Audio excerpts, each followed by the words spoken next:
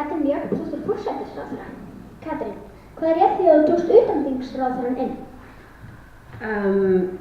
Ég tók inn utanþingsráðherra sem umhverfisráðherra af því að mér leist svo vel á þennan einstakling í umhverfismálunum. Hann heitir Guðmundur Ingi Guðbrandsson og hann vann áður hjá Landvernd og ég hugsaði að þarna er maður sem veit allt umhverfismálin og svo fannst mér líka bara mikilvægt að hafa fleiri þingmenn til starfa í þinginu. Hvers vegna viltu þið styrkja borgarlínuna úr ríkinu?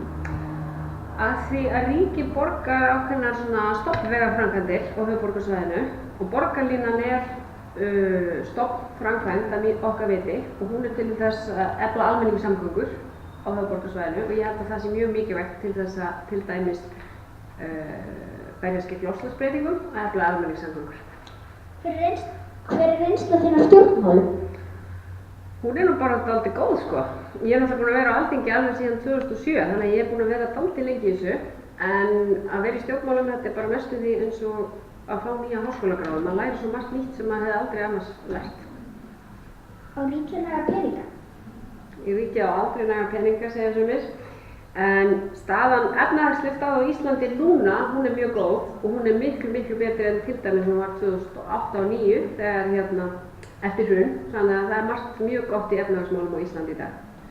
Hvers vegna vildirðu vinna með Sjálfstæðisflokknum og Framsóknarflokknum?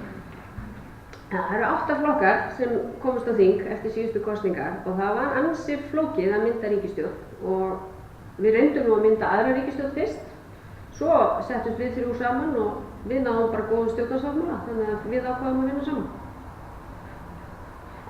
Hvert er þitt helsta hlutverk? Sem forsætisráðherra?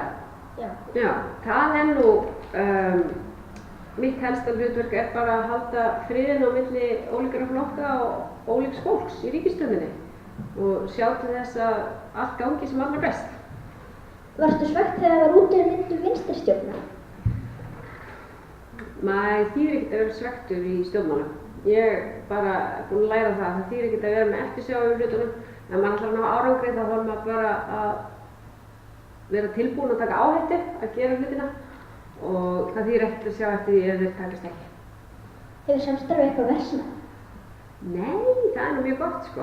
Samstarf í pólitík, það getur verið mjög gott þó að fólk sé ósammála ef fólk treystir hvort öðru og er tilbúið að vinna heiðarlega saman að því að ná góðum málamiðlunum.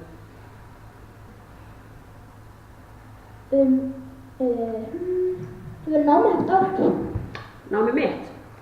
Ég lærði íslensku og ég lærði aðalega íslenska bókmenntir í háskóla og það hefur auðvitað verið bara, það er mjög góð menntun og gott nám og það hefur verið góður undirbúningur en ég myndi segja að besta sem ég hef gert til að undirbúa mig fyrir stjórnmál það er að hafa verið formaður nemendafélagsins í framhaldsskóla. Ég var formaður skólafélagsins í menntaskólanum í Sund.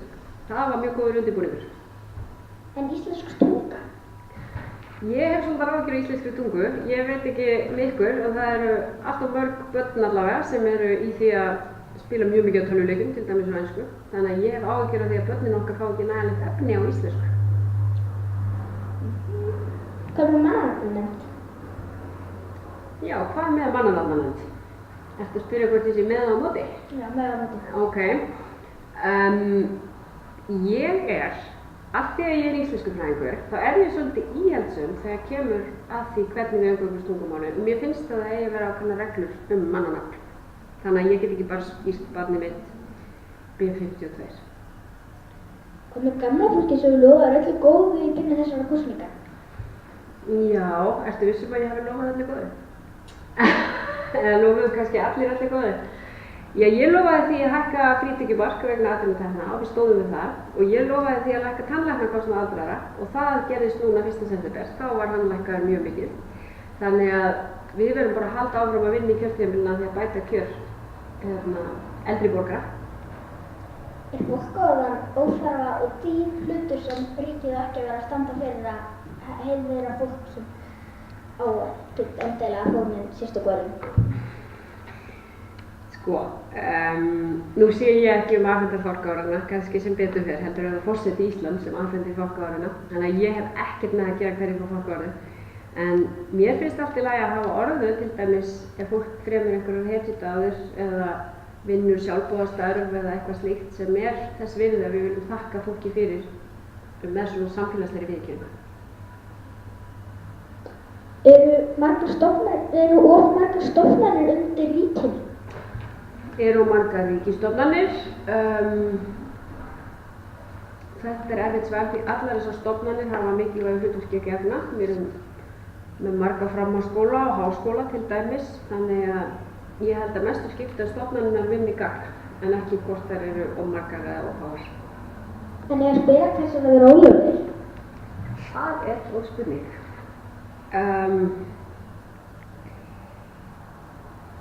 Nei, ég held nú ekki að þeir eru ólöglegir, nei. En þeir eru auðvitað flestir fyrir góð málefni, en hins vegar hef ég áhyggjur af því að sumir séu með spilafíkn og spili of mikið í spilabörnum. Og það að við getum örugglega gert okkur betur í að styðja við það fólk. Sumar á jólunum? Ha? Það er sumar! Það er sumar! Ekki sjór! Það er ekki jól!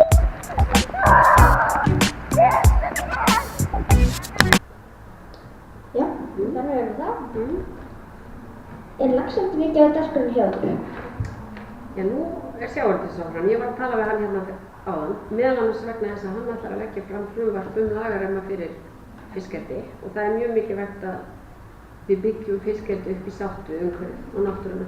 Þannig að við þurfum að fara með ýtrustu gát í þeirri uppbyggingu. Bessi, voff, voff!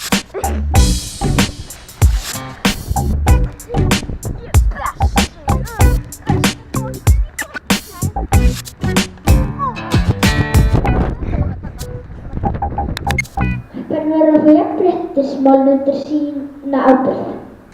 Ég held að það sé mjög spennandi.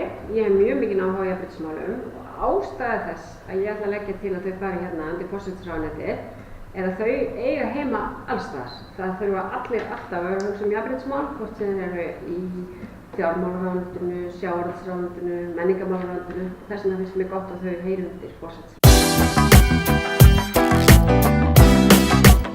Katrín Jakobsdóttir, fædd 1. febrúar 1976, er formaður Vinstri-hreyfingarinnar Græns framboðs og forsætisráðherra Íslands. Hún starfaði sem mennta- og menningarmálaráðherra frá 2009 til 2013. Hún er önnur konan sem gegnt hefur embætti forsætisráðherra á eftir Jóhönnu Sigurðardóttur 2009 til 2013. Katrín er oddviti VG í Reykjavíkurkjördæmi norður og forsætisráðherra frá 30. nóvember 2017. En eiga fjölmiðlar von á góðu? Já, menntamálaráðherrann er búinn að kynna tillögur það hvernig megi styrkja allavega einkarekna fjölmiðla. Ég vona að hluti þeirra allavega við sjáum framan í hluta þeirra bara á þessum þingvetri. Er mikið í húfi fyrir okkur? Það er alltaf mikið í húfi fyrir okkur, en það gengur líka vel á Íslandi. Ef þú bara skoðar hver við erum, þá erum við að færast upp á öllum mælikvörðum sem mæla hagsæld og lífsgæði. Og eitthvað að lokum? Já, ég held að íslenskt samfélag sé gott og ég er mjög þakklát fyrir að tilheyra það. Ég finn það alltaf betur og betur hvað mér finnst þetta gott samfélag, þrátt fyrir að við getum alltaf gert betur. Takk fyrir þetta, Katrín. Takk. Af hverju heitir ekki forseti Bessi? Þá heitir það í alvörinu Bessastöðin. Hakkuðinni TH. Það var þetta að skipta með nafn og breyta því í Bessi TH. Það ætti ekki að vera klósett hérna. Þetta er bara tölvuleikja fyrir það ekki.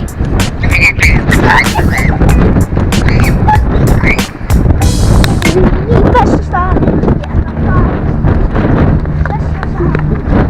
Besti staður. Það er lokað hér Bessastöðin. Ég sem ætla að fara í Bessastöðina.